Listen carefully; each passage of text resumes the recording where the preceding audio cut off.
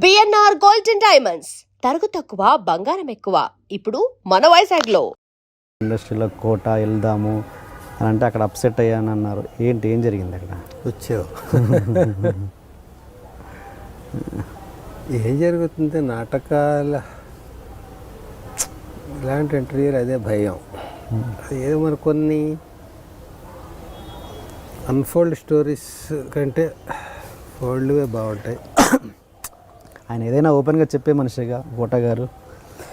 కానీ communication gap. ఇప్పుడు నేనే పని మీద వచ్చాను అతనికి తెలియదు, అతను ఎందుకు చేయలేదు నాకు తెలియదు. మేము నాటకాల నుంచి ఇద్దరం వెళ్ళాం. నేను నాటక రచయితని, నా నాటకాలు బయట వాళ్ళు కూడా వేస్తారు, మా అసోసియేషనే కాకుండా. అలాగే కోట బ్యాంకు పోటీల్లో నా నాటకాలు వేసేవాడు. ఓకే. నా నాటకాలు వేసినప్పుడు అప్పుడప్పుడు మేము ఆల్రెడీ ఆడేసి ఉంటాం కాబట్టి సేమ్ అదే సెట్ చేసి రావడం వాళ్ళకి.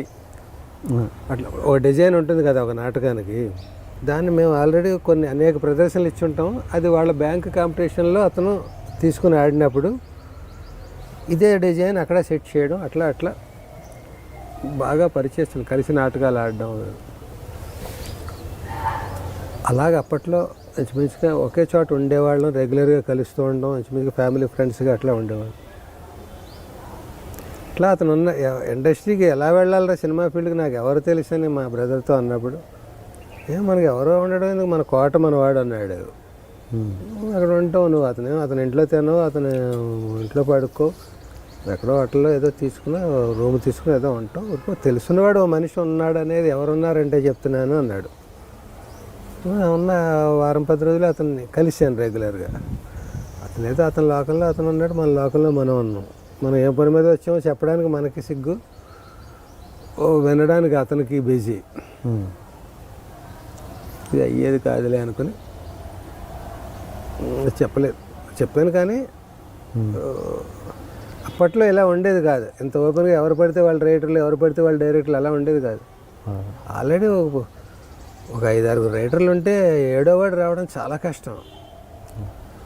అలాంటి పరిస్థితుల్లో మనం వెళ్ళి రచన ఇదే అవకాశం అంటే చాలా కష్టం.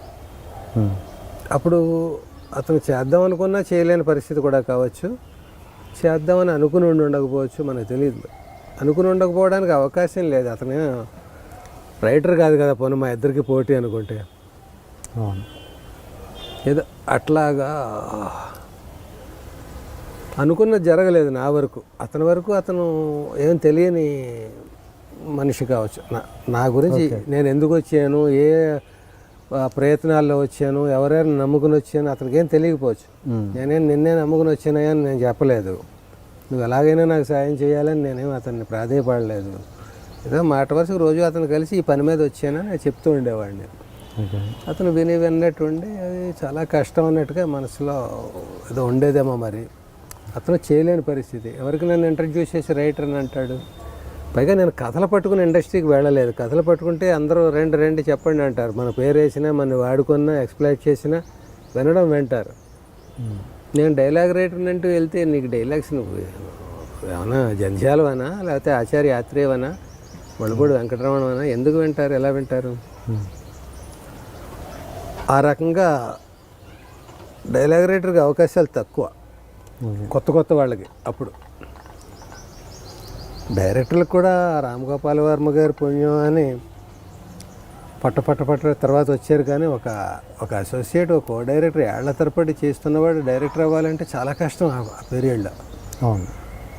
మా ఈవి గారు, కృష్ణారెడ్డి గారు, వీళ్ళ చాలామంది, ఒక 25 మంది కొత్త డైరెక్టర్లు వచ్చారు శివ తర్వాత.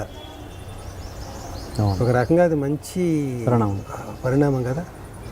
ఆ ఫ్లోలో తర్వాత రైటర్స్, కొత్త డైరెక్టర్లు వచ్చినప్పుడు కొత్త రైటర్లు, అలా గేట్లు ఓపెన్ అయ్యాయి అందరికీ. అంతకుముందు చాలా ఇబ్బంది. అక్కడికి వెళ్తే మనం, నన్ను గోస్ట్ వర్క్ చేయమని చాలా మంది సజెస్ట్ చేశారు.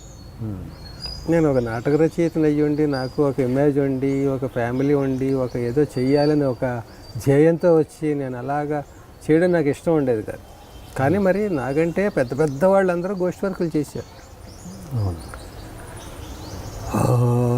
గోస్ట్ వర్క్ చేయడం తప్పు కాదు, అదొక శిష్యరికం లాంటిదే కదా గోస్ట్ వర్క్ అంటే. కానీ నాకెందుకో మరి నేను చెప్పాను కదా, నేను కొంచెం సున్నితత్వం, సెంటిమెంట్లు ఇవనుకో, నేను అలా వద్దనుకుని వెళ్ళాను. నేను ఆ ప్రాసెస్లో నేను పెద్ద పెద్ద వాళ్ళకి కూడా నేను చెయ్యనని చెప్పేయాల్సి వచ్చింది.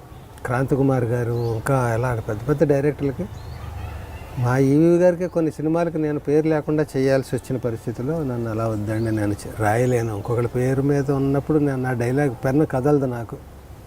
నేను సున్నితంగా నేను చెప్పి ఇబ్బంది పడ్డాను. అయ్యో నేను నో చెప్పాల్సి వచ్చింది.